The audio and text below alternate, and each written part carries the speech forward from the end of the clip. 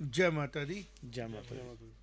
बड़े बच्चे फ़ोन कर रहे थे जो एस्पिरेंट्स हैं नायब तहसीलदार के कि हमारे साथ ये कैसा जुल्म हो रहा है कि हम लोग जम्मू कश्मीर में पढ़ लिख के ग्रेजुएशनें करके सर्टिफिकेट लेके पोस्ट ग्रेजुएशनें करके नौकरियों का इंतज़ार कर रहे हैं, और जब नौकरियां निकली उसमें नायब तहसीलदार की पोस्ट के लिए एक राइडर लगा दिया गया था, जिसके बारे में पहले से डिस्कशनें चल रही थी। एलजी साहब से भी रिक्वेस्ट की गई थी कि उर्दू का जो बैरियर है ये ना लगाएं।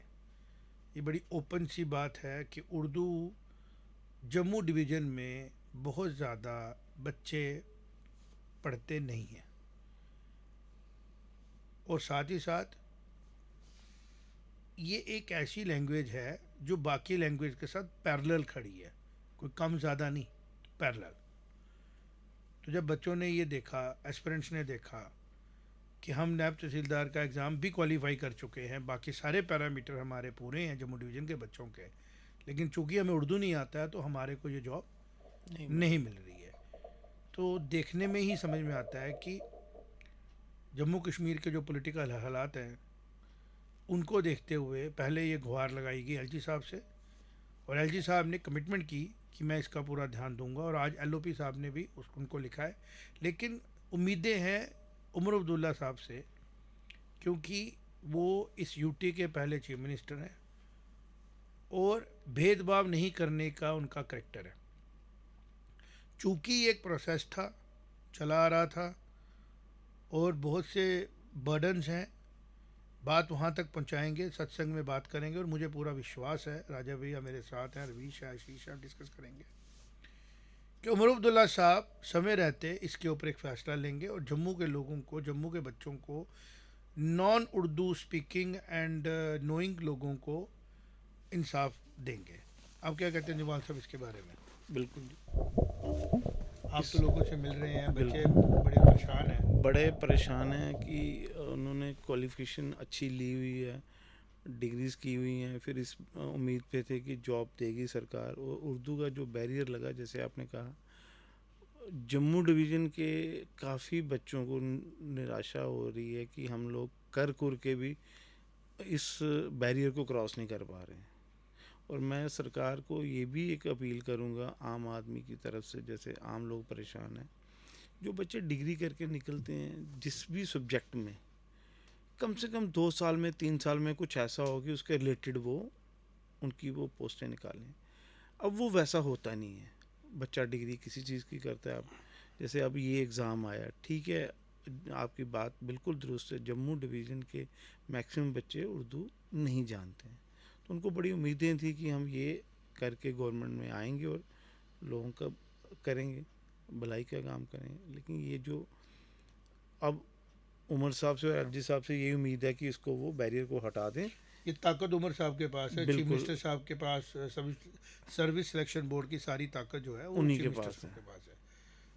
तो उनकी दो आँखें हैं जी, एक कश्मीर एक जम्मू, उन्होंने दोनों आँखों से बराबर देखना है। और जम्मू के लोगों के लिए थोड़ा सा ये है कि बैरियर हट जाए, उसके बाद वो सिलेक्शन हो या ना हो वो सेकंड इशू रहा, लेकिन वो एक एग्ज़ाम दे के अपने आप को प्रूफ तो कर पाएँ कि हम जी यहाँ वो करते हैं। रवीश, मैं चाहूँगा कि आप इसके बारे में ना गवर्नमेंट का व्यू लें कि जब ये कमिटमेंट एलजी साहब कर चुके थे तो ये नोटिफिकेशन से पहले सीएम सीएम साहब ने या जो एसएसबी के हमारे रिस्पॉन्सिबल अधिकारी हैं उन्होंने इसके ऊपर कॉल क्यों नहीं ली और ये मुद्दा क्यों बनने दिया? जी देखिए, इसको हमें समझना पड़ेगा। ये कुछ हद तक ये जो चीज़ जाती है हमारे रीजनल डिवाइड में भी जा रही है, क्योंकि इससे एक पर्टिकुलर रीजन को फ़ायदा है। अगर हम जम्मू के भी 3-4 डिस्ट्रिक्ट्स की बात करें और कश्मीर पूरी वादी की बात करें, तो वहाँ की आबादी को फ़ायदा है कि कंपटीशन कम होगा। तो उमर अब्दुल्ला जो हैं वो एक बड़ी पिक्युलर पोजीशन में फंसने वाले हैं आने वाले दिनों में, कि जहाँ पर उनको वो जम्मू को जिस तरीके से उन्होंने हैंडल किया अभी तक, मंत्रिमंडल की बात करें या और उनके जिस तरीके से वो जम्मू में आ जा रहे हैं, वो जम्मू को साथ चलाने की बात कर रहे हैं। लेकिन ये उनका एक लिटमस टेस्ट होने वाला है। एक तरफ जो मुस्लिम मेजॉरिटी लोग हैं जो उर्दू जानते हैं, एक तरफ वो हैं, और एक तरफ जम्मू है, और वोट उनको उसी जनता ने दिया है जो उर्दू जानती है। तो ये एक बड़ी सिचुएशन टाइप बनने वाली है, जिसमें कि अब मुझे लग रहा है कि अपोजिशन पार्टीज जो जैसे है हम कहते हैं सिचुएशनल बेनिफिशियरी बनने वाले हैं साइलेंट ट्रैक के, कि भाई उर्दू क्योंकि रेवेन्यू डिपार्टमेंट है, वहाँ पे उर्दू में ज़्यादातर रिकॉर्ड है, तो एक हम इसमें कर नहीं सकते, तो एक सिचुएशनल बेनिफिशियरी है, इट इज़ नॉट प्लान्ड। तो आपका कहना है कि ये प्लानिंग तो नहीं हम कह सकते की गई होगी जानबूझ के, लेकिन ये इंटेंशनल इग्नोरेंस हो सकती है कि जो ये एसएसबी के अधिकारी हों, इनको ये पता है कि जम्मू के बच्चे जो हैं, और जम्मू वैसे भी एजुकेशन में अपने आप को मेंटेन कर रहा है, तो कश्मीर के बच्चे भी जो है वो कम्पीट जब करेंगे तो थोड़ा सा हल्का सा इसमें, अगर ये राइडर नहीं है, बहुत बड़ा राइडर है, क्योंकि बहुत बड़ी फिगर नहीं, 90% जो बच्चे क्वालिफाई डिसक्वालीफाई किए गए after qualifying the exam on the basis of merit पे नहीं किए गए, ऑन द बेसिस ऑफ कि उर्दू नहीं आता उनको। तो ये कुछ छोटी डिस्क्रिमिनेशन तो नहीं, और ये आप बिल्कुल ठीक कह रहे हो कि पॉलिटिकली एक लिटमस टेस्ट होने वाला है। आशीष तेरा क्या कहना है इसके मामले में? Thank you sir. एक तो मुझे ये लगता है जो आप कह रहे हो कि इंटेंशनल इग्नोरेंस है, ये एक बात समझ आने वाली बात है। उस लोअर लेवल ऑफिसर्स के ऊपर मैं कहूँगा ये जिन्होंने ये ड्राफ्ट की होगी, और सीएम साहब ऐसा सोचते नहीं होंगे, बड़े ही मतलब उनको हम देखते हैं कि उमरदुल्ला साहब जो हैं एक सीजनल पॉलिटिशियन है, एक सीजनल इंसान है, ऐसा उनकी में नहीं होगा। और दूसरी बात जो मुझे समझ आती है सर इसमें कि ठीक है आपने उर्दू रख ली, समझ आ गई बात, ठीक है आपका कहना, लेकिन मुझे ये समझ नहीं आती जो पिछले कई सालों में हम 3-4 सालों से हम सोच रहे हैं पोस्ट 370 की जो रेवेन्यू रिकॉर्ड्स है जी, करोड़ों रुपए लगा के आप उसको ट्रांसलेशन करवा रहे हो। क्यों राजीव भाई, ठीक है ना, हो रहा है ये कि नहीं हो रहा है? हिंदी इंग्लिश में ट्रांसलेट हो रहा है ना? डिजिटल में आपको तो फिर आपको उर्दू बैरियर क्यों रखना है आपको? और अगर सपोज रखना भी और कुछ आपको डॉक्यूमेंट लेफ्ट ओवर भी हैं उर्दू, ठीक है जी अब पढ़ाने हैं, तो क्या उनकी अपॉइंटमेंट के बाद 3 महीने की ट्रेनिंग नहीं, आप एक लैंग्वेज ट्रेनिंग दे सकते हो? आप इतनी ट्रेनिंगें देते हो हमारे यहाँ पे जो इंस्टीट्यूट्स हैं, क्या आप एक लैंग्वेज ट्रेनिंग नहीं दे सकते हो? तो मतलब दिस ये बात हम इज कर शेयर रहे थे, इग्नोरेंस। बिल्कुल ठीक कह रहा है। नहीं आशीष, हम ये बात कर रहे थे ना बिफोर दिस डिस्कशन की, बिल्कुल डिपार्टमेंटल ट्रेनिंग दे सकते थे। Exactly. लेकिन आज जो इतनी discussion- मुश्किल लैंग्वेज नहीं है सीखना उर्दू, हमने पढ़ी है 10 तक, इतना मुश्किल नहीं है, सीख सकते हैं। बेसिकली मैं इसमें जो एक चीज- रवीश ने बात की, हम लोग जर्नलिज्म में जनता की आवाज़ पहुंचाते हैं, आपने भी जनता की आवाज़ पहुंचाई कि जब आप अगर आप लॉजिक देते हैं कि भाई उर्दू जो है वो रेवेन्यू को डील करता है, तो मैं उनको ये बताऊंगा कि जब महाराजा साहब की यहाँ सरकार थी तो बड़ा सा रिकॉर्ड फारसी में था, बिल्कुल। फिर फारसी से हम उर्दू में कन्वर्ट हुआ, अब उर्दू से इंग्लिश में भी हो रहा है, और अब हिंदी में भी उसको ले सकते हैं, जो ये मैकेनिज्म चल रहा है। यहाँ पे अगर हम अब डीपर डिस्कशन करें तो जितने भी सिविल सूट्स हमारे लैंड को लेके चल रहे हैं जम्मू कश्मीर में, उसमें बहुत बड़ा कारण ये है लैंग्वेज बैरियर, कि उर्दू का इस्तेमाल और उर्दू की जो लिपि है उसको समझने वाले लिखने वाले एक्सपर्ट्स जो हैं रेवेन्यू रिकॉर्ड के, वो इतने इजीली जम्मू रीजन में अवेलेबल नहीं है।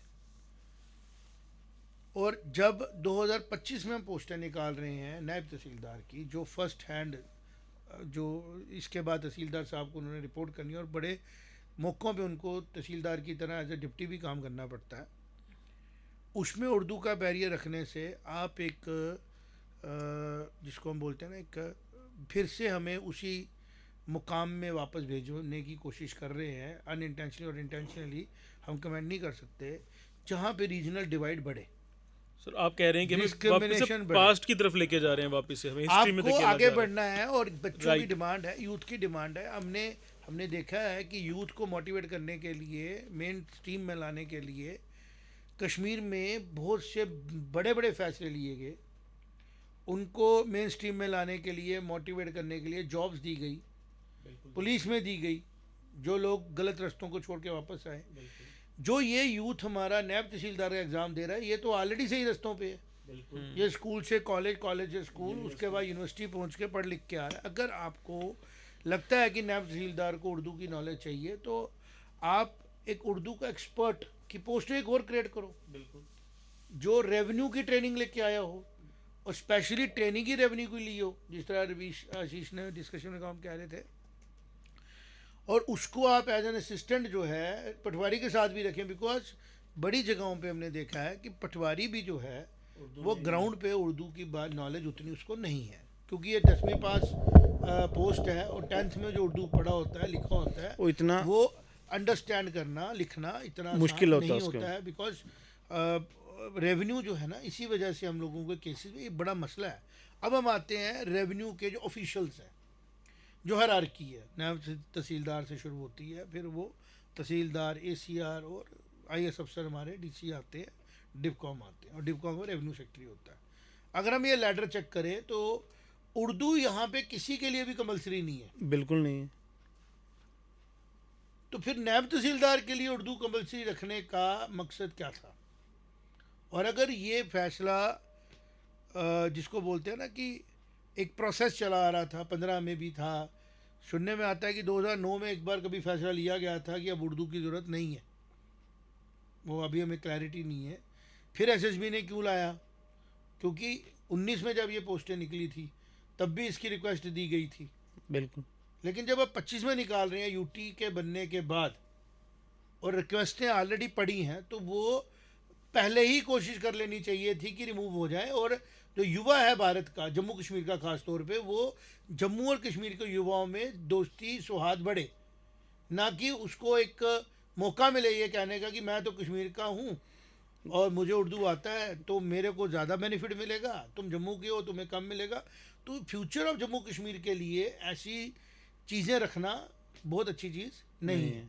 और ये खाली जम्मू कश्मीर की बात नहीं है, वादी और जम्मू की, किश्तवाड़ है, डोडा है, भद्रवाह है, और जम्मू के हमारे कठुआ है, सांबा है। हम ये भी नहीं कह रहे हैं कि आप पोस्टें जो हैं वो उर्दू के लिए कोई डिस्क्रिमिनेशन है, लैंग्वेज होती है, लेकिन जहाँ सवाल आ गया जस्टिस का, तो लैंग्वेज को आप बैरियर नहीं बना सकते जस्टिस देने के लिए, क्योंकि ये लैंग्वेज स्पेसिफिक नहीं है। यहाँ पे जो कानून रेवेन्यू को चलाते हैं वो पहले तो रणबीर पीनल कोड के थे, अब वो इंडियन पैनल। IPC है ना, इंडियन पीनल कोड है ना लगा हुआ यहाँ पे। बिल्कुल बिल्कुल। हाँ, भारत क्या, भारत न्याय संहिता। हाँ, भारत न्याय संहिता लग गई है। तो उसके बीच में उसकी जो जितनी भी भारत की हमारी लैंग्वेजेस शेड्यूल्ड हैं, उनके बीच में उसका तर्जमा भी है और वो दिया भी जा सकता है। तो मुझे लगता नहीं है कि कोई भी लॉजिकल रीज़न है उर्दू को कंपलसरी रखने का, तो इसको जल्द से जल्द विड्रॉ किया जाए ताकि बच्चे जो हैं वो कॉन्फिडेंट फील करें। आशीष, आप कुछ कहना चाहते हैं? जी सर, हम बैठे होते हैं डिस्कशंस में ना, कई अलग अलग ग्रुप्स में बैठे होते हैं, कई सारी बातें आती हैं। एक बात उसमें से एक जो मेरे उसमें जहन में आई है, जो मेरी समझ में आई है और जो मुझे सुनने में आई है, वो भी मैं यहाँ पे एक पर्सपेक्टिव शेयर करना चाहूँगा। पोस्ट एब्रोगेशन ऑफ 370 हम हमेशा से देखते थे, या जब बीजेपी की सरकार नहीं थी उससे पहले हम हमेशा, आप इससे मुंह नहीं मोड़ सकते, आपको इस चीज़ को एक्सेप्ट करना है। हम हमेशा बात करते थे, ग्रुप्स में बैठकर लोग अक्सर बात करते थे, हमारे यहाँ के एक्सपर्ट्स बात करते थे कि हमेशा से ऐसी पॉलिसीज़ फ्रेम होती हैं जॉब को लेके, ऐसे रूल्स फ्रेम होते हैं जो एक खित्ता विशेष और एक समुदाय विशेष के लिए होता है। मतलब ये हम इससे मुंह नहीं मोड़ सकते हम इस चीज़ को लेके आज। लेकिन पोस्ट 370 हम बैठे थे, डिस्कशन चल रही थी, उन्होंने कोई डेटा निकाला, वहाँ पे दिखाया उन्होंने कि देखो यार इतने गवर्नमेंट जॉब्स निकली हैं पोस्ट 370, और ये देखो इसमें जम्मू के बच्चों ने कितना बेहतर परफॉर्म किया है, जो कि हम प्री 370 जब 370 टाइम्स था तब हम नहीं देखते थे ये चीज़ों को, हम हमेशा देखते थे। और हमेशा जम्मू में प्रोटेस्ट भी होते थे कि यहाँ के रीजन में जो है नौकरियाँ कम दी गई, वहाँ पे ज़्यादा दी गई, या एक समुदाय विशेष को ज़्यादा दी गई, एक को कम दी गई, ये हम सुनते थे, हमेशा यहाँ पे बात होती थी, ओपन फोरम्स में डिस्कशंस होती थी। लेकिन जब वाकई में जब मैंने डेटा देखा और जब उन्होंने निकाला, वहाँ पे लिस्टें थी वहाँ पे जहाँ पे हम देख रहे थे कि 70-30 का रेशो हो गया था कि जम्मू के बच्चे, जम्मू डिवीज़न के बच्चों ने बड़ा अच्छा परफॉर्म किया था, उनको ज़्यादा जॉब्स मिली थी और कश्मीर डिवीज़न के बच्चों को कम मिली थी। तो दोबारा से, और ये तब था जब यहाँ पे एक सरकार नहीं थी, जब हम कहेंगे सेंटर का रूल चल रहा था, यहाँ पे हमारे LG सरकार थी यहाँ पे। लेकिन जैसे हम देख रहे हैं वापस से यहाँ पे एक चुनी हुई सरकार आई है, और वही बात कि सबसे ज़्यादा सीटें वहीं से मिली हैं, खित्ते से मिली हुई हैं। तो क्या हम ये उस दस्तक, ये वही चीज़ की दस्तक दोबारा से तो नहीं हमारे यहाँ पे आ रही है? बिल्कुल ठीक कह रहे हो, जो रवीश ने पिन पॉइंट किया ना लिटमस टेस्ट के बारे में, वो सच है। गैप तो रवीश क्रिएट हो चुका था, उसको कम करने की कोशिश कर रही है, बिकॉज जम्मू कश्मीर एक नेचुरल अलाय है। कश्मीर के एक्सट्रीम वेदर को रेस्क्यू करने के लिए जम्मू की ज़रूरत है, और जम्मू की प्रॉस्पेरिटी के लिए कश्मीर की ज़रूरत है, और लद्दाख भी इसके साथ हमारे साथ नेचुरल आई ही, हम इसको मानते हैं। अब ये जो चीज़ें हो जाती हैं ना, उसको सुधारने का टाइम है। तो इससे पहले कि युवा डिसहार्टन हो, दुखी हो, और वो ये फील करे कि हम क्यों कश्मीर के साथ हैं, और वो उमरदुल्ला साहब को ये महसूस ही नहीं करे कि हमारे भी चीफ मिनिस्टर हैं, उससे पहले स्टेप ले लेना चाहिए और इस ऑर्डर को विड्रॉ करके डिस्क्रिमिनेशन खत्म कर देना। इसके अलावा मैं एक और चीज़ की तरफ आपका ध्यान लेके जाना चाहूँगा कि पोस्ट एब्रोगेशन ऑफ 370 2021 के आसपास एक कंपनी को लाया गया, रामटेक सॉल्यूशंस प्राइवेट लिमिटेड करके कंपनी आई। उसको बोला गया आपने जी एक तो GIS मैप्स बनाने हैं हर सिटी पूरे J&K के, और आपने सारे रिकॉर्ड डिजिटाइज करने हैं। हमने देखा कि काफ़ी हद तक कुछ इलाकों के डिजिटाइज हुए, लेकिन वो कंपनी आधे में छोड़ के काम चली गई। इसके बाद जो ये काम में जो लैप्सेस हुए, क्योंकि ये काम जो था बड़ी फास्ट फुटिंग पे और सेंटर की ग्रांट लेके काफ़ी चीज़ें इसमें इन्वॉल्व थी, इसको काफ़ी 3-1 साल का टारगेट टाइम था कि 3 साल में हो जाएगा ये पूरा। लेकिन आज की डेट में मैं देख रहा था, अभी चेक कर रहा था कि मार्च में भी जो FCR है उन्होंने मीटिंग्स ली हैं कि हम करेंगे, लेकिन हुआ नहीं है। ये सबसे क्रिटिकल चीज़ है कि आपने जो लैंड रिकॉर्ड से AI का ज़माना है, आज की टाइम पे तो कुछ भी चीज़ इम्पॉसिबल है नहीं, सब कुछ हो रहा है, और ये ट्रांसलेशंस तो बड़ी छोटी छोटी चीज़ें हैं आज के ज़माने में। तो ये जो आपने डिजिटाइज़ करना है लैंड रिकॉर्ड, लट्ठा, मुसाबी, सारी चीज़ें, ये हम कर सकते हैं। एज अ टेक्निकल पर्सन मैं ये जानता हूँ कि ये बहुत हद तक पॉसिबल है, बहुत आसान है। जम्मू शहर में काफ़ी इलाके का काम हो चुका है कि जहाँ पर आप गूगल मैप जैसे नक्शे में वो लट्ठा देख सकते हो और अपना लैंड आइडेंटिफाई कर सकते हैं। जब वो सिचुएशन आ जाती है तो नायब तहसीलदार भी ऑब्वियसली उसी प्लेटफॉर्म पे काम करेगा, जो कि लैंग्वेज इंडिपेंडेंट है। आप उसमें अपनी लैंग्वेज चूज़ करेंगे, वो वही वाली लैंग्वेज दिखाएगा। तो इस बारे में भी सरकार को ध्यान देना चाहिए कि ये कौन लोग हैं जिन्होंने ये डिले करवाया है। ये कंपनी ने डिले किया है या कोई एक ऐसा तंत्र चल रहा है हमारे राज्य में जो ये होने नहीं देना चाह रही है। ये बात तो बिल्कुल, देखो दिल्ली जिसको बोलते हैं delays are not taken seriously. मैंने हमेशा कहा है कि टाइम का वेस्टेज और मनी का वेस्टेज बराबर नहीं है। मनी वेस्ट करके फिर वापस आ सकती है, टाइम वेस्ट करके वापस नहीं आता। तो जम्मू कश्मीर के लोगों को, जम्मू कश्मीर की सरकार को और जम्मू कश्मीर के सरकारी तंत्र को ये समझना है कि जम्मू कश्मीर ऑलरेडी 75 साल से पिछड़ा हुआ है। अब इसको बहुत तेज़ चलाना पड़ेगा, आगे इसको डे एंड नाइट काम करना पड़ेगा, फिर जाके जम्मू कश्मीर बाकी देश की बाकी जनता के साथ पेस अपनी मेंटेन करेगा। और बजाय इसके कि तेज़ किया जाए, कॉन्फ्लिक्ट्स बनाए जाएँ। तो पहला कॉन्फ्लिक्ट जो आज बना, अभी ये रूम डिस्कशन है, इससे पहले कि एजिटेशन बन जाए और उमर अब्दुल्ला साहब के 2 लिटमस टेस्ट शुरू हो जाए। एक कश्मीर में कि तूने यार उर्दू बंद कर दी, PDP वाले नहीं उर्दू बंद कर दी, तूने उर्दू का ऑर्डर विड्रा कर लिया, तो जम्मू को सेंटर कर रहा है, और जम्मू वाले बोले कि जनाब आपने उर्दू रखा, आप हमें सपोर्ट नहीं करते हो। तो इंसाफ में उनको खड़े होना है। मैं उनको रिक्वेस्ट करूँगा, उमर अब्दुल्ला साहब आपसे बड़ी उम्मीदें हैं, युवा हैं, आपकी सोच नहीं है, आपकी बात में और आपकी लैंग्वेज में बहुत क्लैरिटी है। अगर आपके सबॉर्डिनेट ऑफिस ने एक रूटीन फॉलो की है जिसके अंदर नायब तहसीलदार की पोस्ट के लिए उर्दू कंपलसरी होती थी, हो गया ऑर्डर। आज हम अर्थ न्यूज़ से बात कर रहे हैं, चर्चाएं हो रही हैं, सोशल मीडिया का ज़माना है, आप तक ये बात पहुंच चुकी होगी कि इससे जम्मू कश्मीर का युवा जो है वो दुखी हो रहा है, जम्मू का खास तौर पे। या जम्मू कश्मीर कहाँ बोलेंगे, कश्मीर में भी बड़े हो सकते हैं जिन्हें उर्दू नहीं पढ़ी है या उर्दू नहीं आती है। तो आप इस चीज़ पे इमीडिएट कॉल लें और एक उम्मीद जो बच्चों के मन में आपको लेके है उसके ऊपर खरा उतरे, इंसाफ करें। और यही रिक्वेस्ट हमारी अर्थ न्यूज़ की टीम की तरफ से होगी कि नायब तहसीलदार की पोस्टों के लिए जो उर्दू कंपलसरी आपने रखी है इसको इमीडिएटली विड्रॉ करें और री नोटिफाई करें और इंसाफ करें बच्चों के साथ। जो मेरिटोरियस बच्चा हो, जिस भी रिजर्वेशन के साथ वो आए, उसको जॉब मिले, वो अच्छी तरह रेवेन्यू डिपार्टमेंट में काम करे, और जो कुरीतियाँ रेवेन्यू डिपार्टमेंट की हैं वो ठीक करने की तरफ आपका ध्यान जाना चाहिए।